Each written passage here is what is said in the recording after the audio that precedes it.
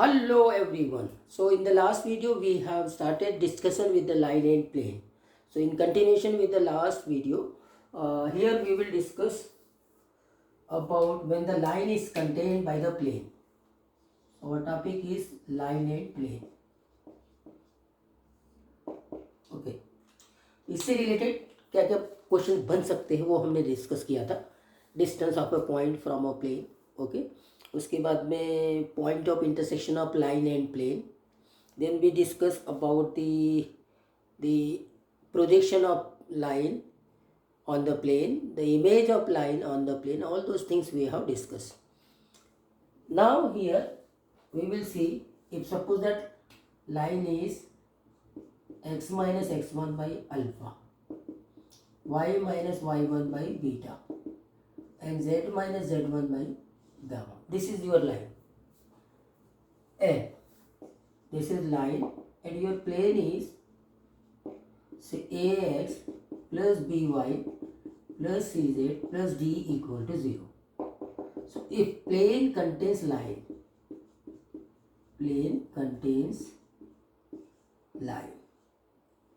if plane contains line, that means this is the plane and this is the line, and this is already the normal of the plane. Plane is ax plus by plus cz plus d equal to 0.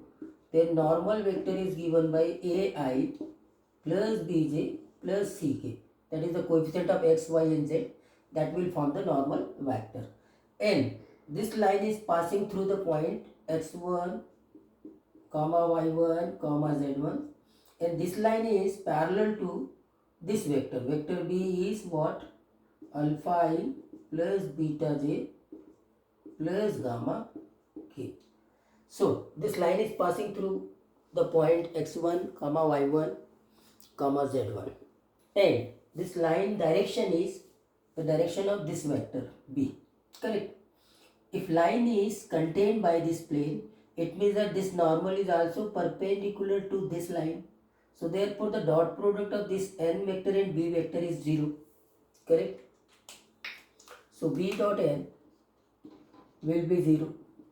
So that will give the first condition, that is a alpha plus b beta plus c gamma, that is equal to 0. This is the first condition. And as line is contained by the plane, therefore plane is also passing through the point x1, comma y1, comma z1. So therefore this point satisfied the plane equation. So we will have ax1 plus by1 plus cz1 plus d, that is equal to 0. So these are the two conditions when line is contained by the plane. Correct? We have already seen in the last lecture that when line is parallel, see, line is parallel to the plane. Here line is parallel to the plane. It means that line is also perpendicular to the normal vector. So only this condition will be satisfied. A alpha plus b beta plus c gamma, that is equal to 0. And if line is perpendicular to the plane, it means that here n vector, this is b vector. So b vector and n vector are parallel vectors. So b vector can be written as lambda times n vector. Correct? B vectors can be written as lambda times n vector, and here vector b and vector n are dot product of b vector and n dot equal to 0. So when line is parallel to the plane, it means that line is perpendicular to the plane. Correct? If line is perpendicular to the plane, it means that line is parallel to the normal of the plane. So therefore b equal to lambda times n, or n equal to b times lambda times n, this condition. And when line is parallel, okay, got it? Okay, fine. Now when line is contained by the plane, this situation occurred. Correct? So let's do the problem on this. So actually when you are preparing for a JEE Advanced, this plane topic is very easy topic. Just you have to go through the language of the question. Means they can ask the same topic 2 times or 3 times in the same question. Correct?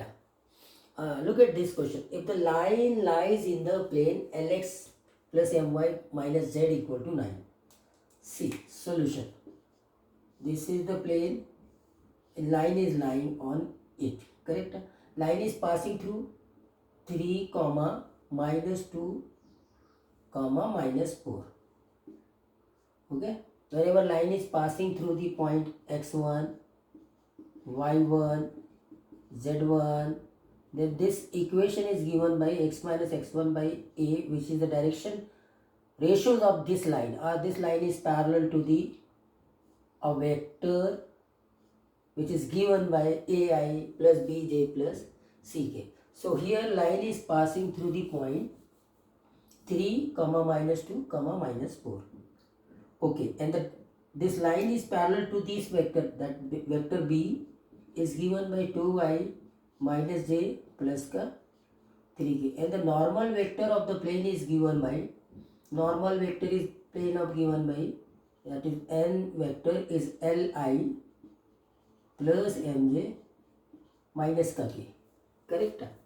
So you have to find out the L and M, then L square plus M square. So what is B dot N equal to 0 na? B dot N equal to 0. That is 2L minus M and minus 3 equal to 0. This is equation number 1. Correct? 2L minus M minus 3 equal to 0. Also, the plane is passing through the point 3 comma minus 2 comma minus 4. So therefore here 3L, correct, M is apna, this is minus 2M and Z is minus 4. So minus of minus 4. Minus of minus 4 means plus 4. And minus 9, that is equal to 0. Matlab 3L minus 2M minus 5 equal to 0. So you have to solve these two equations to get L and M. That's it. So multiply this by 2. So this is 4L minus 2M minus 6 equal to 0. That becomes equation number 2. Okay. Subtract it. Subtract it is minus L. Minus L. This will get cancelled out. This become also plus. So plus 1 na? Plus 1, that is equal to 0. Therefore L equal to 1. L equal to 1 I can put anywhere. I will put L equal to 1. So 2. 2 minus 3 means minus 1. Minus 1 will go this side 1. Minus M equal to 1. M equal to minus 1. So M equal to minus 1. So therefore L square plus M square, that will be your 2. That is the way. So this is the question on the line is completely lying on plane, or the plane contains the line. Correct? So let's see some more problems on this topic. Not this topic, but line and plane. मैंने पहले ही बता दिया है कि plane के ऊपर जो भी क्वेश्चन आपका आएगा जेई एडवांस में, वो बहुत इजी वेराइटी को होगा, लेकिन उसमें जो छोटे छोटे क्वेश्चंस होंगे ना, वो इस प्रकार की वेराइटीज़ में होंगे कि पॉइंट का डिस्टेंस, या point of intersection of line and plane, या फिर image of projection of that P Q segment, या इमेज ऑफ लाइन, ये सब प्रकार के क्वेश्चंस होंगे। और इस प्रकार के क्वेश्चनों को आप आसानी से सॉल्व कर सकते हैं। या फिर क्या करेंगे, कोई 3 पॉइंट वहाँ बना लेंगे, foot of perpendicular, image of point, point of intersection, ऐसे 3 पॉइंट मिलेंगे, उससे ट्रायंगल बना लेंगे। ट्रायंगल बनाने के बाद में ट्रायंगल से रिलेटेड क्वेश्चन पूछ देंगे, इसका सेंट्रॉइड क्या होगा, इसका एरिया क्या होगा, या फिर ट्रायंगल का पेरीमीटर क्या होगा, and something like that. So that is important. So you have to find out the point.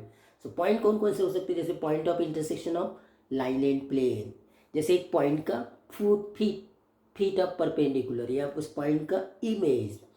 लेकिन अब डिस्टेंस भी फाइंड आउट करने के लिए आपको पता है कि डिस्टेंस फाइंड आउट करने का एक फार्मूला होता है। अब इस क्वेश्चन को देखो, find the distance of the point 1, -2, 3 from the plane. अगर ये सिंपली इतना क्वेश्चन है, ये एक प्लेन है और ये पॉइंट है, पॉइंट क्या है 1 कामा -2 3। अब डिस्टेंस पूछा रहता ना तो हम ये परपेंडिकुलर डिस्टेंस निकालते हैं, परपेंडिकुलर डिस्टेंस। तो परपेंडिकुलर डिस्टेंस निकालने का डायरेक्ट फार्मूला हो जाता था, ये सपोज करो डी है तो यहाँ पे ये फार्मूला होता है ax1 + by1 + cz1 + d divided by square root of a² + b² + c²। जैसे आपने किसी स्ट्रेट लाइन में देखा होगा ना, किसी पॉइंट का किसी गिवन स्ट्रेट लाइन से डिस्टेंस निकालने का जो फार्मूला होता है, वहाँ पे क्या होता है ax1 + by1 + c divided by square root of a² + b²। बस उसी को एक्सटेंड कर लेना है 3D ज्योमेट्री में। तो ये हो गया डिस्टेंस का फार्मूला। लेकिन वो जो डिस्टेंस होता है वो हमेशा परपेंडिकुलर डिस्टेंस होता है, तो उसके ऊपर वो कॉन्सेप्ट के ऊपर क्वेश्चन नहीं पूछेगा। तो क्या है वो यहाँ पर जो क्वेश्चन पूछा हुआ है कि आपके पास में find the distance of the point 1 comma -2 3 from the plane but measured, ये इंपॉर्टेंट है, measured along a line parallel to. तो हमको जो डिस्टेंस निकालना है वो शॉर्टेज डिस्टेंस नहीं निकालना है, वो परपेंडिकुलर डिस्टेंस नहीं निकालना है, हमको एक डिस्टेंस ऐसा निकालना है जो एक गिवन लाइन जो कि यहाँ पर x/2 that is equal to y/3 that is equal to z/-6 इसके अलोंग में निकालना है। जैसे ये लाइन अगर हमारे पास में ऐसी है, ये लाइन इस प्रकार की है x/2 y/3 z/-6 और ये प्लेन है और ये पॉइंट P है, आपका P है 1 कामा -2 3। तो ये वाला डिस्टेंस नहीं निकालना है, ये तो आपका शॉर्टेज डिस्टेंस हो जाएगा, ये डिस्टेंस नहीं निकालना है, ये फार्मूले से निकल जाएगा। So we have to find out the distance which is parallel to this line. तो इसका मतलब ये डिस्टेंस मुझे निकालना है, ये डिस्टेंस निकालना है। डेफिनेटली Q जो है वो प्लेन पे लाई करेगा, करेक्ट है, और ये डिस्टेंस पी क्यू को लाई करना है। तो पी क्यू का हम अब क्यू के कोऑर्डिनेट एक बार निकाल लेंगे ना तो हमारा काम हो जाता है। तो क्यू के कोऑर्डिनेट निकालना, क्यू के कोऑर्डिनेट निकालना मतलब फिर से वही कॉन्सेप्ट आ गया लाइन और प्लेन, फिर से वही कॉन्सेप्ट आ गया लाइन और प्लेन। एक लाइन है और एक प्लेन है और दोनों इंटरसेक्ट कर रहे हैं क्यू के ऊपर, तो क्यू के coordinate, how to find out the coordinate of Q, but we need the equation of plane as well as equation of this line. So what is the equation of P Q? Equation of PQ, that is important, is point is given, that is x minus 1 y plus 2 that is z minus 3 and the direction ratios of PQ will be the direction ratios of this line, correct? So this is 2 parallel है, so this is 3, this is -6। Parallel line के direction ratios proportional होते हैं, same होते हैं या proportional होते हैं, correct है ना? तो जो इस लाइन के डायरेक्शन रेशियोज होंगे वही इस लाइन के भी डायरेक्शन रेशियोज होंगे कि ये दोनों का डायरेक्शन सेम है, ये दोनों लाइन क्या है पैरेलल है, दैट इज इंपॉर्टेंट। तो यहाँ से मैं अब ये क्यू इसके ऊपर लाई कर रहा है तो मैं निकाल सकता हूँ लेट इट इज लैम्बडा। तो आपके क्यू के कोऑर्डिनेट मिल गए, जनरल वे में क्यू के कोऑर्डिनेट मिलेंगे 2 लैम्बडा + 1 फिर 3 लैम्बडा -2 और फिर -6 लैम्बडा +3। अब ये क्यू कहाँ लाई कर रहा है? प्लेन में भी तो लाई कर रहा है। प्लेन का इक्वेशन क्या है? ये है। तो यहाँ से x - y + z = 5 करके हम लैम्बडा निकालेंगे।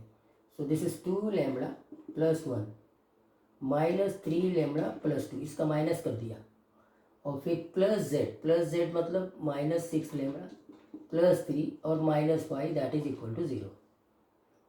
तो 2 lambda -3 lambda -1 lambda -6 lambda -7 lambda +1 +2 +3 +3 and +3 +6 +1 that is equal to 0। Therefore lambda is equal to 1/7। ये आया, लैम्बडा आपका 1/7 आ गया। तो क्यू आ जाएगा ना, तो क्यू के कोऑर्डिनेट आएंगे 2/7 + 1 मतलब 9/7, फिर आएंगे 3/7 -2 -14 -11/7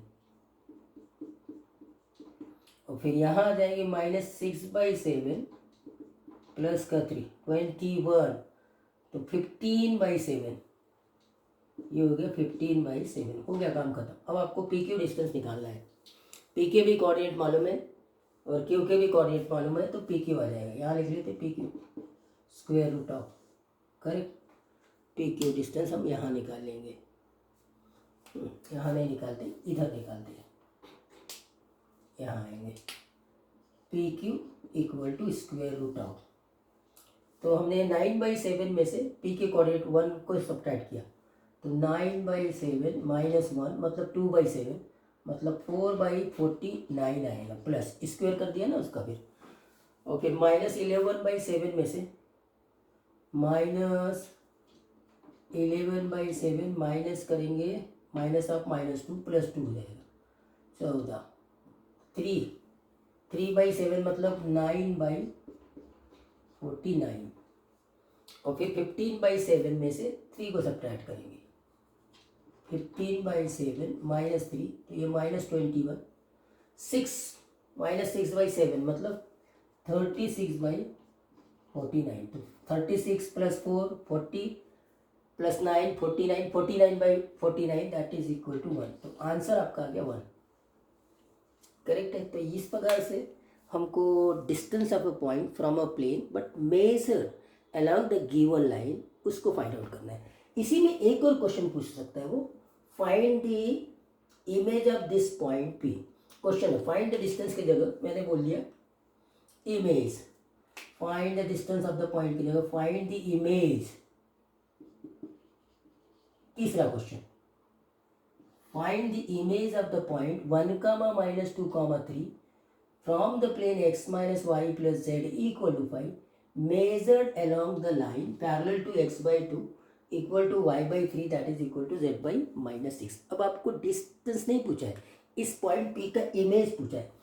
तो देखो इमेज पूछने के लिए फिर से वही कंडीशन, आपकी इमेज का जो डायरेक्ट फार्मूला हम लगाते, क्या फार्मूला लगाते, जैसे मान लीजिए आपके पास में ये प्लेन है, ये पॉइंट P है, तो इससे ये थीटा परपेंडिकुलर निकालने का फार्मूला है, और इससे ये इमेज निकालने का भी फार्मूला है। एक बार थीटा परपेंडिकुलर निकालिए तो थीटा परपेंडिकुलर इस पी क्यू का मिड पॉइंट हो जाता है, मतलब आर निकल गया तो क्यू निकल जाएगा मिड पॉइंट फार्मूले से, पर फार्मूला है। लेकिन यहाँ पे हमको वो कॉन्सेप्ट नहीं लगाना है, क्यों, क्योंकि ये सब चीज़ें शॉर्टेज डिस्टेंस के कॉन्सेप्ट से बनी है। यहाँ पे हमको इस लाइन के अलॉन्ग में मेजर करना है। तो once you find out the Q निकालिए ना आपने, ये है 9/7 -11/7 और 15/7, और अब मेरे को इसका इमेज ऐसे ही निकालना है। सपोज करो ये है, बन गया S, तो S निकालना है। तो S निकालने के लिए मिड पॉइंट फार्मूला लगा देंगे। Suppose S is what, x, y, z। तो अब आपका 9/7 = 1 प्लस, तो इमेज निकालने के लिए आप क्या करें, इमेज का क्वेश्चन भी यहाँ पे हो गया।